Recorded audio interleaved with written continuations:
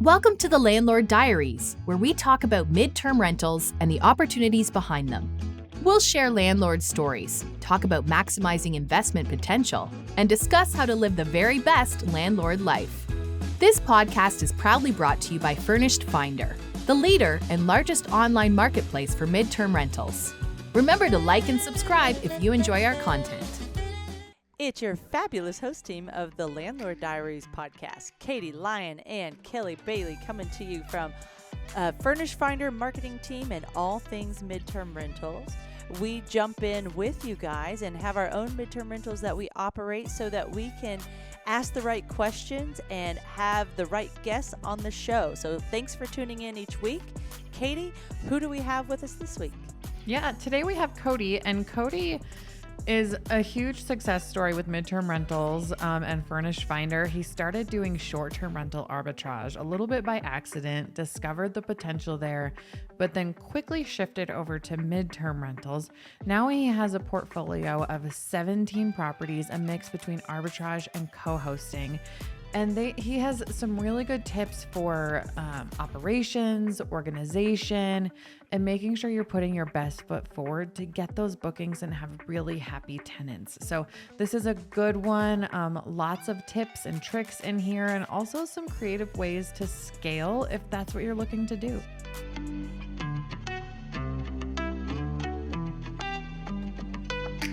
Coty LeBlanc is our first New Hampshire guest on the Landlord Diaries. He has 15 listings on Furnished Finder, embraces the short-term and midterm rental hybrid strategy with around 85% midterm rentals. Coty acquired all of his MTR listings through arbitrage or partnership, many from connecting on Craigslist of all places. Coty tries to add 2 new midterm rental spaces to his portfolio each quarter. Coty, we're so excited to have you on the show today. How are you? Hey, good guys. Thank you so much for having me on. I'm excited to be here. Yes, sir. As our first New Hampshire guest, what is it like operating midterm rentals in New Hampshire? And is it steady year-round, seasonal? What are the perks of the area? All that kind of stuff. Yeah, I'd like to say that it is primarily steady for us, being that I feel like it's a little bit of an untouched market, especially here in New Hampshire. It's a strategy that I think that myself and my company is able to capitalize on pretty well. Awesome. And what draws someone to New Hampshire for a midterm rental stay? So we do have a lot of hospitals in the area that have travel workers. I actually primarily am connected to one of the hospitals that has over 80% travel workers for their staff, Oh, wow. which is quite a bit compared to a lot of them. And that's where we get a lot of inquiries for as well, coming off of Furnished Finder. And, we also have a lot of construction going on in the area as well, too. So we try and get a lot of construction workers, they're coming to the area for new development. Awesome. And I think you're within an hour of like main hubs, Boston, the Seacoast, the Lakes region. So that's really nice for an easy commute on the weekends or when you've got a couple of days off, right? Yeah, exactly. And that gives the travelers a place to explore, depending on what part of the country that they're coming from, really whether it's the southern part, western part, anything like that, whether they're in a busy city area or if they like more of a wilderness outdoors aspect. We're able to provide that actually kind of in any sort of way because we're an hour from Boston, an hour from the beaches, and an hour from the Lakes region. And then a lot of the MTR guests that get to travel over to New England over the next few months get to enjoy all the foliage season as well too.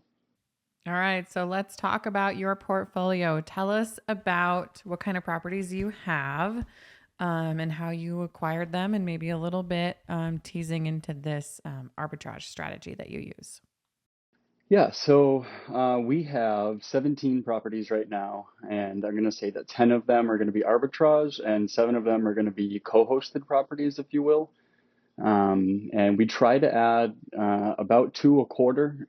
Basically, we have more inquiries coming in than we have housing available, actually. It's getting more and more easy to actually convert the landlords to having the approval for the midterm rental space and allowing that arbitrage opportunity. the further we go and the more confidence that we have and the more ways that we're actually noticing that it's more beneficial to them instead of renting out towards long-term rentals. You have studios to 3-bedroom homes in your 15 listing portfolio on Furnished Finder in southern New Hampshire. So, how has Furnished Finder been a huge part of your midterm rental business, and how well is your portfolio performing at the different unit sizes? Yeah, so we have studios. We have one studio right now. I believe we have 7 one-bedrooms. We do have multiple 2 bedrooms and then multiple 3 bedrooms as well too. So it's a pretty diverse mix, for anybody to kind of choose from. I'd say that a lot of our studios and 1 bedrooms typically get booked quicker than the 2 bedrooms, 3 bedrooms. A couple of those are single family homes as well too. And the single family homes do really well. We have, basically, I never like to say 100%, but 95% occupancy on the single family homes, whereas we'll probably have about 85 to 90% occupancy on the studios and 1 bedrooms. But we usually fill in the gaps a little bit with STR strategy. And let's talk a little bit about how you landed on the arbitrage strategy, right? Because I think that's appealing to a lot of people, and you do it in an interesting way to get partners, which we'll talk about in a minute here. But tell us more about kind of what led you down that path and how that's worked out for you. Yeah, so arbitrage, I think like most investors or some, most of them on here started through bigger pockets, if you will. Kind of listening to the podcast, listening to YouTube videos, and chasing that financial freedom, I guess, is that we're all after. Cash flow, financial freedom, those words really stuck out to me and something I wanted to have in my life. So I ended up going into getting these arbitrage deals by realizing that I didn't really have the greatest credit score. I was in the low 600s. I didn't necessarily have a lot of money down. And as I was reaching out to private money lenders, trying to put deals together, it just wasn't the best because I didn't have my own portfolio or experience, if you will. So I ended up listening to an arbitrage strategy on a YouTube channel. Bigger Pockets, I believe, is what it was. And I just dove right in. I actually ended up putting my own property on short-term rental, and then just realized that that was beneficial for this area. Wasn't too sure if it was going to work. Being in New Hampshire, it's not really a popular vacation destination place, as most like to think of where only these work. But it doesn't. There's travelers, as we know, especially coming into the MTR space, that they're everywhere. And with that, why don't you share your aha moment of, wow, this is definitely the route I want to go, and then how you transition to midterm rentals? Yeah, so I was renting an apartment for $1,000 a month, and then I ended up putting my apartment that I was in on Airbnb, and I ended up having a guest that booked it for 2 weeks, and my payout was going to be $2,100. I then, within 48 hours, had another guest come in that wanted to book another 2 weeks, the following 2 weeks after that, for another $2,100. And I immediately knew that I had something. So after watching the YouTube videos and trying to figure out the arbitrage strategy and how this works, I was able to actually call multiple landlords on Craigslist. And after a lot of no's, I found a yes, actually. And that worked out well because they're a real estate investor. They own over 50 doors. That's a big question that I get a lot, is like, how do you get a landlord to agree to this? And at least from my experience, and I'd be interested to hear yours, Coty, is when I explain to them that I'm doing 30-day plus stays and these are professionals and they are responsible tenants, that is a whole different conversation than like, oh, I'm going to rent this, to someone coming to the area for a weekend or a bachelorette party or something like that, because then there's this mutual understanding that the property is going to be really well taken care of and it's going to be a true partnership. Yeah, and I completely agree as well too. We lead down that road, letting them know what the differences are between the long-term and the midterm or short-term rental status. Primarily, we're just midterm now, so that's really what I like to focus on.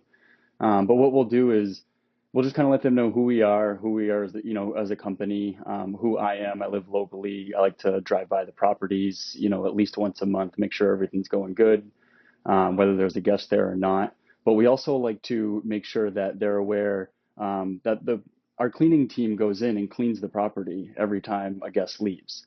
So a long-term renter, they might have a 1 year lease, 2 year lease, 3 year lease. It might be there for 5, 10 years, and you never know when that property is getting cleaned. Maybe it's, once a quarter, maybe it's once in 10 years. And that's reassuring to the landlord knowing that we're in there. It's a business model. You don't have to worry about us losing our job, having somebody move out that we were living with that was maybe split in half the rent.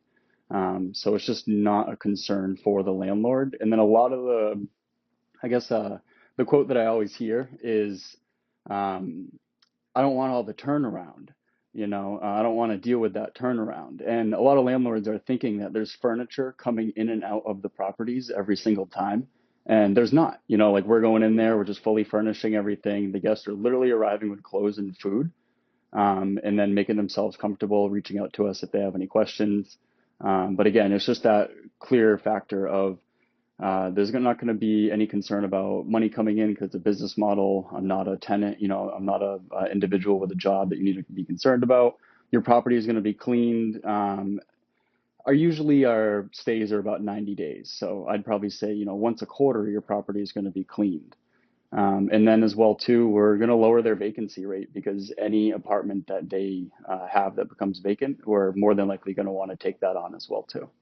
Yeah, this is huge. I mean, you're positioning the conversation with them as a benefit to them, not a liability to them. And I think that's, if you're someone out there who you're interested in arbitrage, but you're not sure how to get started or whatever, you're looking for a partner, right? You're looking for someone where it's good for them and it's good for you. And you want to phrase it like that, right? You don't want to call someone up and act like you're asking for this giant exception that is unheard of. It's really, you're looking for a partner because you're helping their business as well.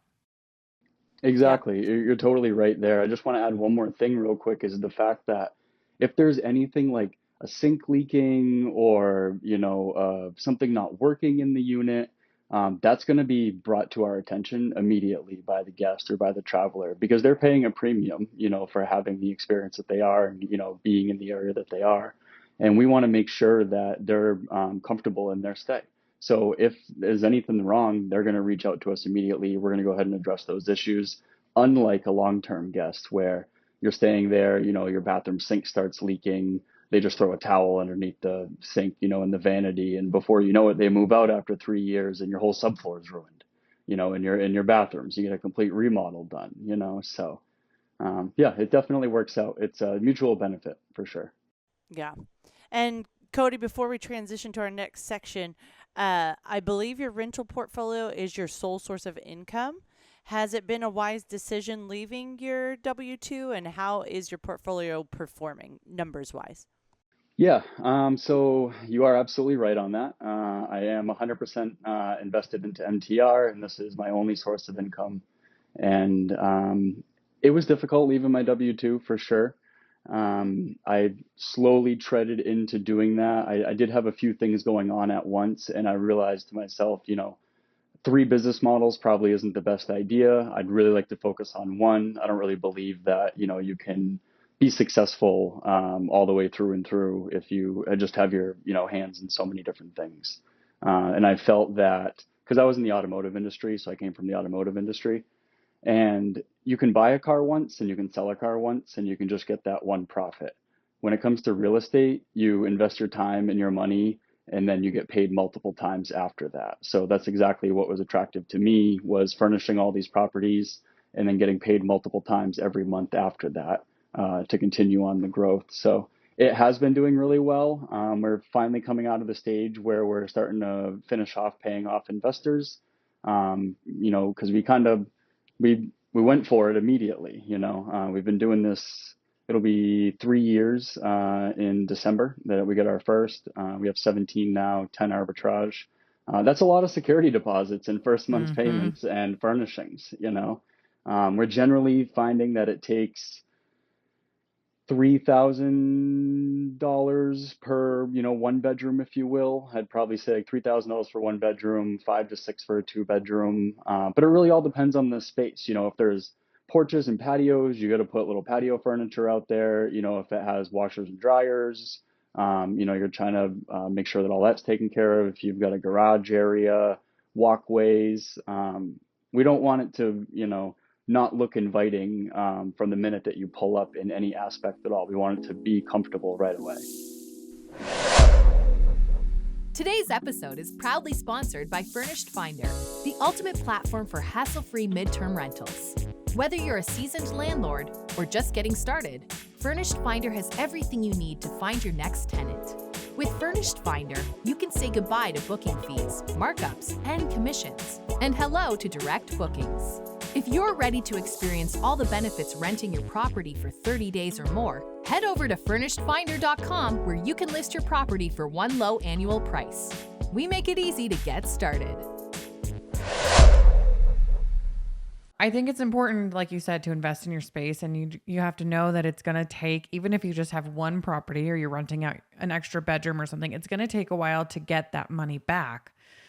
But it doesn't have to take super long, right? Like if you're just doing one unit, you can make that money back and start turning a profit pretty quickly.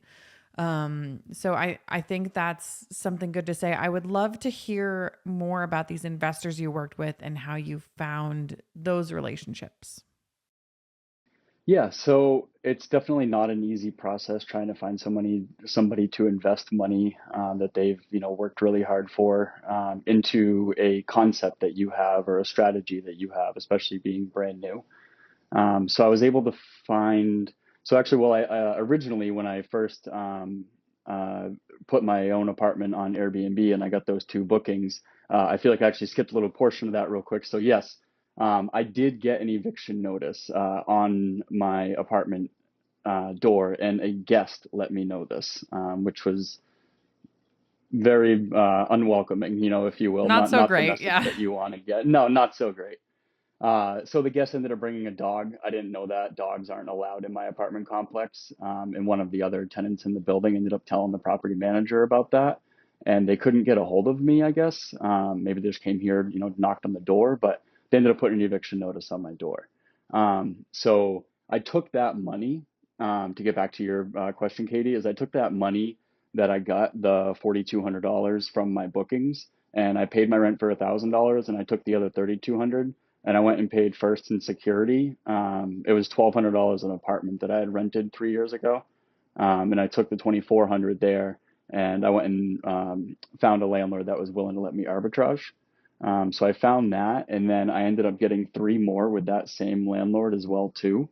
And then once I had those 4 operating successfully, I was then able to kind of go to lenders and say, hey guys, this is what I'm currently doing. It's something I'm looking to scale. Here's the profit margins. Is it something that you'd be willing to, take on this challenge with me, or loan me the money? So that's exactly what they did. My first loan was for $8,000. My second loan was for $20,000, and then my third loan was for $12,000. Yeah, and that was to build and complete 4 MTRs. Love it. So your midterm rental portfolio, that's your main focus, and you fill the gaps with short-term rentals. Around, correct me if I'm wrong, but I believe around 80% of your bookings come from Furnished Finder, and you get 3 to 5 messages or leads a day in your area. So what have been some of the key benefits of working with Furnished Finder for your midterm rental portfolio? Yeah, so Furnished Finder has been awesome. It's definitely the top of the MTR space. I really enjoy it for their stats section, their analytics section, me making sure that I'm investing my time and money in the right areas. And yeah, I'd say 80% of our bookings come from Furnished Finder since we're now transitioning completely out of SDR into the midterm space. And really you have to stand out, and that's kind of just in any industry. You have to set yourself aside, and I think starting in the short-term rental space and really wanting to stand out there allowed us to transition into MTR pretty well. And Katie, back to your point as well too about spending the money, you have to spend the money, because if you think you're just going to put a bed frame and a bed in there and a bureau and that's it, like one nightstand or like no lamp or a lamp, no, it's got to be throw blankets, 4 to 6 pillows in the beds, get it really comfortable in that space. And it's okay if, sorry, I want to pull you aside there real quick. It's okay if, like, I don't know about you, but we have scaled pretty quickly as well. And sometimes I'm like, oh my gosh, like it gives me a minor panic attack when I'm like hitting checkout on these online shopping things, or when I'm like going to Target and my cart's overflowing and I'm like, oh, this is so many, like I'm spending $300 on throw pillows, or I'm buying more blankets or more sheets. Do I really need all these sheets?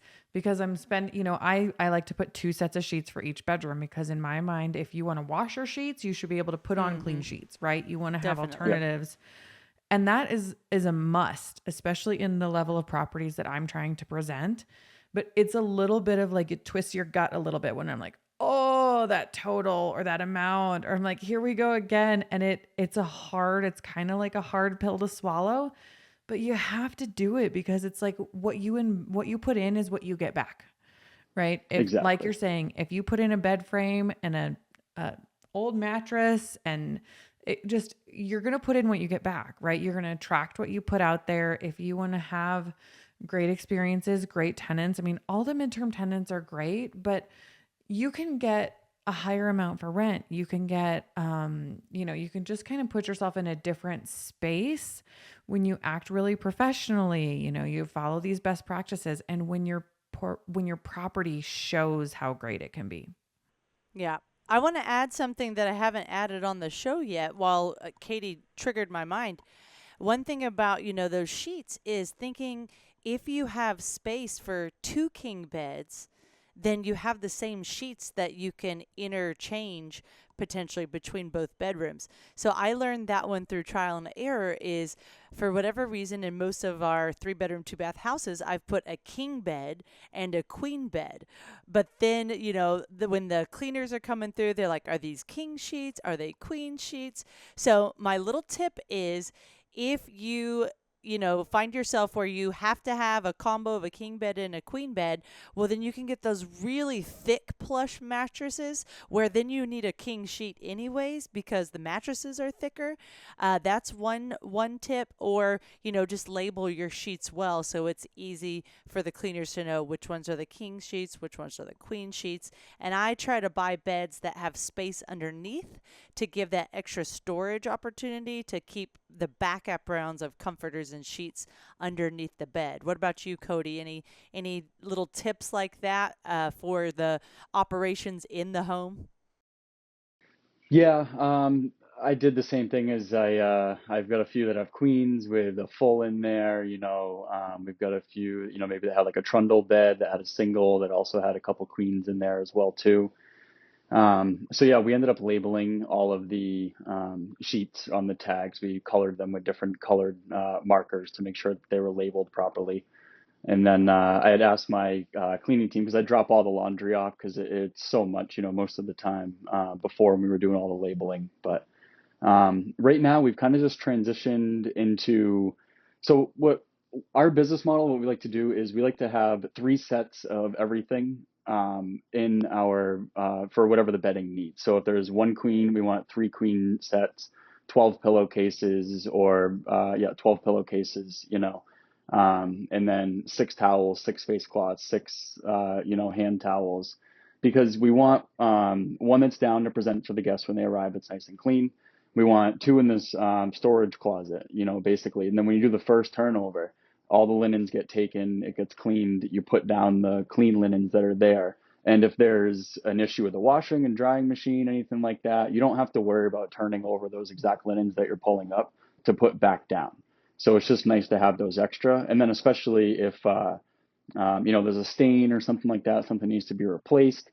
So we'll donate all of our sheets and comforters and linens and furniture and everything like that as well too, once they've been used throughout the MTR space, because we have a few now that have been on the platform for 3 years. Yeah, that's smart. Don't hesitate to replace those things, right? I'll do that too. And I just rely on the cleaner to tell me like, hey, tell me when the towels, the washcloths need to be replaced. And I've actually given her extra towels, sheets, washcloths. She has them with her when she goes to clean.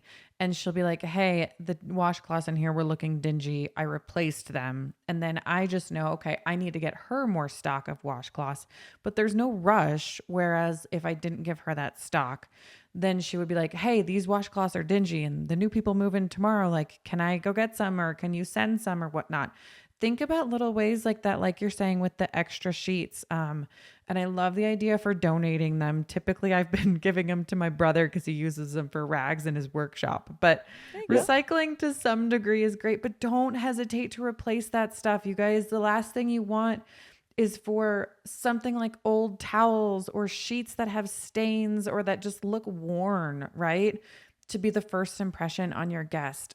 You can get that stuff so affordably now on Walmart or Amazon or Target. Like, it's not expensive, but that first impression matters so much. It really does. First impression of the property and first impression for the correspondence as well too when the guest reaches out to you. All around, definitely very, very, very important. Hey landlords, are you ready to level up your rental game and simplify your midterm rental business? Well, get ready to meet your new best friend, KeyCheck. KeyCheck is your all-in-one solution for stress-free property management.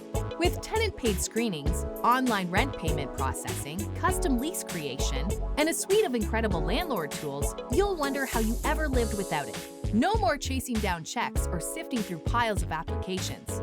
KeyCheck helps you organize and manage all things landlording in a simple and efficient way. Make landlord life a breeze with KeyCheck, the game changer for modern property owners. Visit keycheck.com to unlock the power of stress-free property management and take your rental business to new heights. These have been great tips for, things we've all learned through trial and error in our midterm rental business. So if you're listening and it sparked your mind on something that you think, oh yeah, I learned this through, being a midterm rental operator, then put it in the show notes so that you can help all of us become better hosts and catch those things ahead of time in the comments, that is.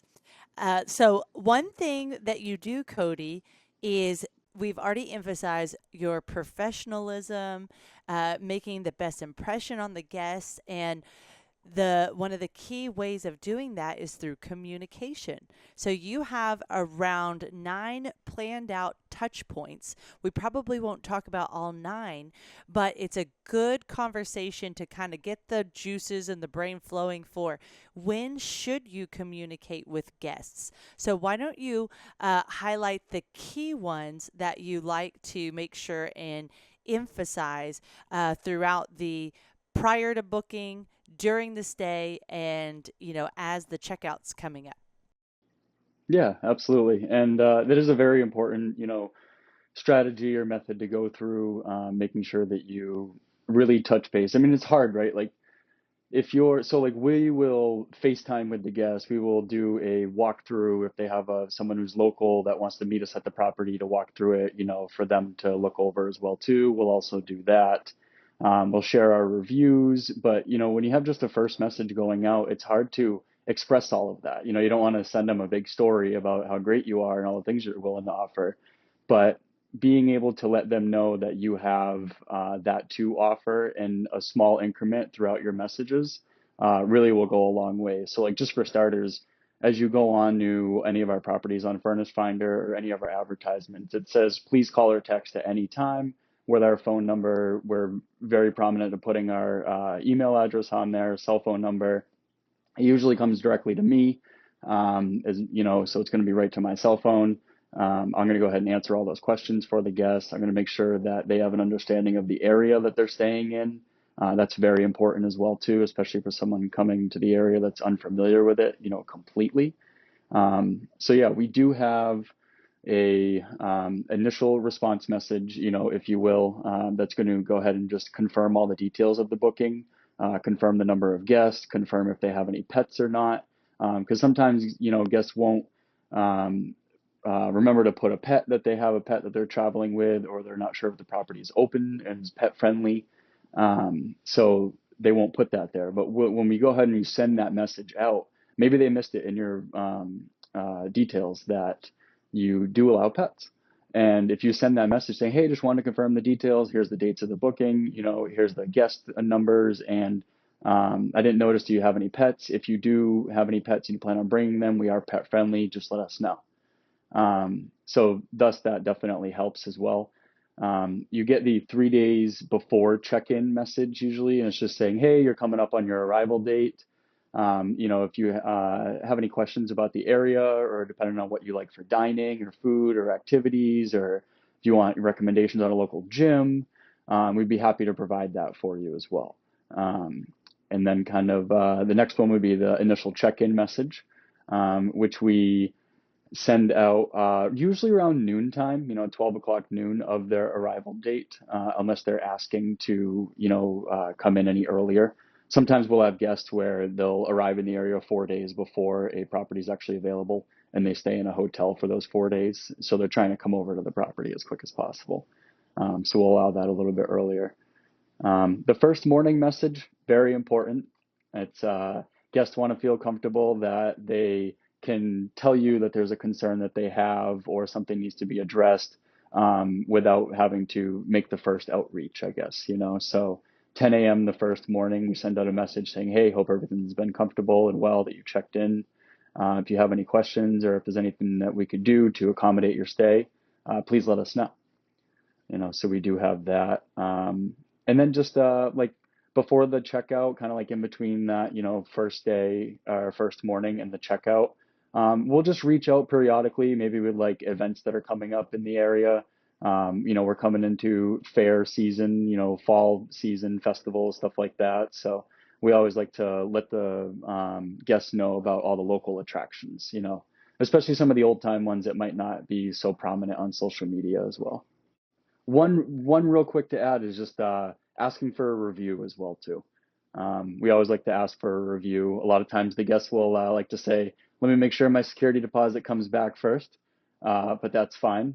We're totally fine with that. And on that note, I've only had one security deposit that I didn't give back, and that was it. But they stayed 7 months with us. So. And what portion of the security deposit did you have to keep, and what was that situation? Good question. So it is definitely a good question. This one's a little bit tricky. So I learned a lesson on this one, and I hope that this is a lesson that everybody else can learn as well too. I've been hearing that some are charging security deposits that are the full month's rent, which can be a lot of money for the travelers coming to the area. So I have actually been charging $500 for 1 bedrooms, $1,000 for 2 bedrooms, and $1,500 for 3 bedrooms. And I ended up charging this guest $500 for a 2 bedroom, and they stayed there 7 months. And I ended up actually having a little over $1,200 worth of things that I had to replace. So I didn't give back any of their security deposit, and so there was another $700 remaining that had to come out of my pocket to make sure that those things were taken care of.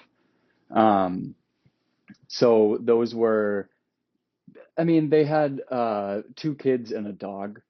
So all the linens, needed to be replaced, the broken blinds, missing Roku remotes, stuff like that. So just a little, all added up, but we do like mattress protectors and duvet covers and pillow protectors and everything. And it was all right down to the actual material itself that needed to be replaced. I think that's a good point though. Sometimes this is going to happen. And even in midterm rentals where you have these professional travelers, sometimes things happen.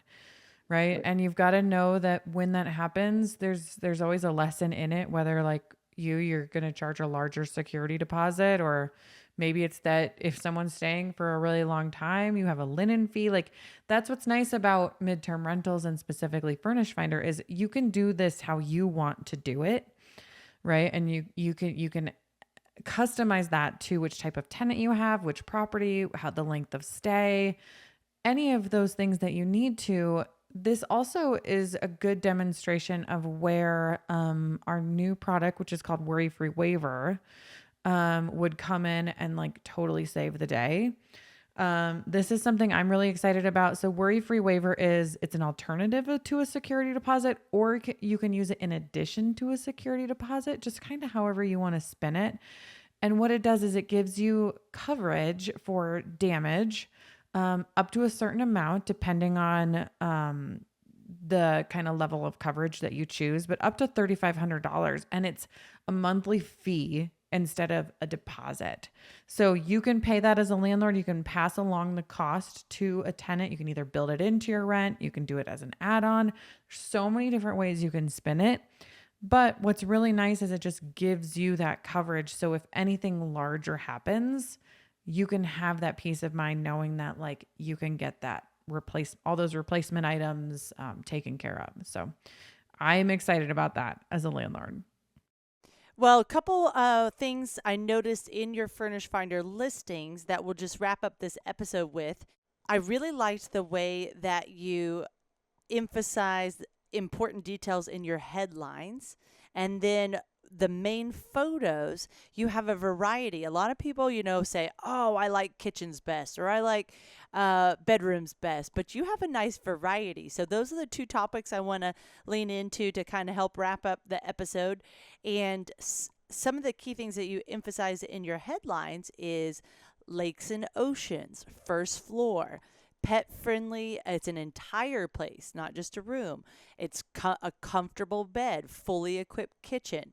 So how do you decide what are the important features to put in that headline for each property? Yeah, great question. We actually just transitioned over to doing that now that we're being more in the MTR space. Like I said, coming from the short-term rental side, it was, hey, look at all these attractions that are in the area. We used to put that we're 45 minutes away from Boston, they're 45 minutes away from here, an hour away from here type of thing. But it's not so much what's around us, it's what your property provides when it comes to the MTR space. So we wanted to put those things out where pet friendly, it's the entire space, it's a quiet, comfortable area, comfortable beds, quiet neighborhood. That's really what's important, and that's what guests are looking for, right? Like it says 2 bedroom, 1 bath, Manchester, and you want to be able to let them know the things because they're just sifting through titles, right? Until they actually click on your listing, they can only see what you have allowed them to see. So if you're able to put the questions that they're going to have in their head, basically, or on the phone call when they call you, right there in front of them, it's the first response. It's the first initial reaction, if you will, to the guest getting all of their questions answered immediately without having to click on your listing, which thus far makes yours look more attractive. Yeah. And then on the photo side, how do you decide which main photo you want to lead with? So the photos is, like every property has its best showcase photo, if you will, or room that has been designed the best, or really looks well. And what we want to do is whatever's the most inviting and comfortable and kind of describes the space the best.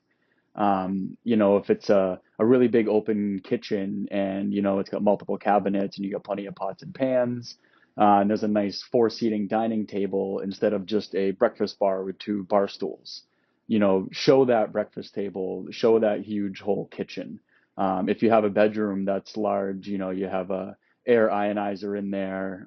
You got room darkening shades, super nice, bedding, and it's comfortable and everything there. And it's multiple dressers. Then show the bedroom, and then prominently, what we like to do is if it's a single family home, we'll either show the exterior of the house or we will show the living area, because they know, again, this is the location, this is the layouts, how many bedrooms, how many bathrooms that it has. So if you show the first display photo of something that's not in the detailed information that they're already viewing, again, it allows them to make a decision a lot faster, which leads to more bookings. Yeah, very well said. Katie, any last thoughts before I wrap us up? I just think with photos, like take the time to stand out and don't be afraid to change it up too. Like the photos are more of an art than a science, especially when it comes to your cover photo. So if you're not getting a lot of action, tinker with it, right? See if you can switch out that photo.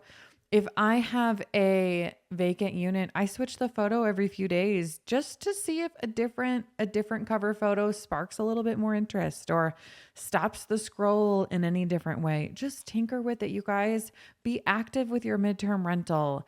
Freshen up those furnishings. Find good partners. It's so much less of an active industry than short-term rentals. Like, you don't have to be in there doing the turnovers and managing everything every single day, but you still can't just set it and forget it. You need to be alive and participating in your business and tinkering with your listings and just making sure that the things are working to meet your goals, whatever your goals are. If that's to make a little extra income from one room into your house or to have a growing business like Coty does, just make sure that you're being active and giving yourself that chance to succeed. And Furnished Finder is such a tool for that. Mm-hmm. Yeah, I think the only piece that I'll add for the main photos that maybe we haven't touched on yet is reminder these midterm rental guests are staying for 30 days or more. So it's important to give them the full picture to build trust and association. So don't skip the exterior photos. If you are looking through your photos and you only have photos of the interior, well, then in a lot of travelers' minds, or at least in my mind, what it says is, are they trying to hide something? Why isn't there a picture of the exterior? So mine being mainly 3-bedroom, 2-bath homes with fenced yards that are great to bring your pets and for kids to play outside, I found that a lot of my main photos are actually exterior photos of the home or collage style photos to emphasize the home, an interior portion, and some of those attractive the attractions in the area. So your homework, you guys might have noticed we've started to give y'all homework because we want you to be the best midterm rental operators that you can be. So if you don't have professional photos, a company that we know of and would recommend would be Snapper. You can also look on social media groups in your area to ask local real estate professionals who they have used. You can go on Furnished Finder and say, man, I really like my neighbor's photos. Call them up, ask them who they used. And check your photo order. See, is it looking good? Do you need to swap things around, etc.? Coty, if someone wants to connect with you, how would you like them to do so? Yeah, anybody's welcome to reach out to me, ask any questions, invest for sure. We definitely have a lot of landlords now that are calling us right now that are saying, hey, I want you to bring your business model to my property. And we can only do so many at once with so much capital.